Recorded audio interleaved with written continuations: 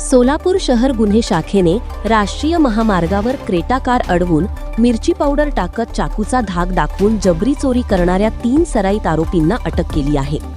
आरोपींकडून 27 gram वजनाच्या 3 सोन्याच्या अंगठ्या, चोरीसाठी वापरलेला चाकू, मिरची powder, auto rickshaw, mobile phone आणि क्रेटा कारची चावी असा एकूण 4,35,600 रुपयांचा मुद्देमाल जप्त करण्यात आला आहे.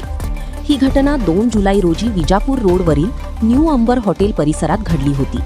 कर्नाटकातील बिदर येथील मल्लिकार्जुन कोणी व त्यांचा मित्र लग्न समारंभ आटोपून जात असताना आरोपींनी रिक्षाने कार अडवून जबरी चोरी केली होती.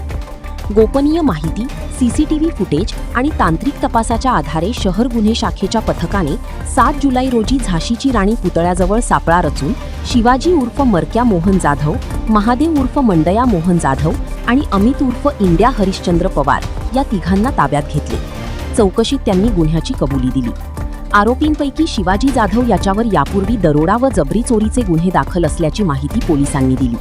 पोलीस आयुक्त एम राजकुमार, पोलीस उपायुक्त डॉक्टर अश्विनी पाटील, सहाय्यक पोलीस आयुक्त दिलीप पवार यांच्या मार्गदर्शनाखाली वरिष्ठ पोलीस निरीक्षक अरविंद माने तसेच सपुनी शंकर धायगुडे, सपुनी भरत चंदनशिव आणि त्यांच्या तपास पथकाने ही उल्लेखनीय कारवाई केली.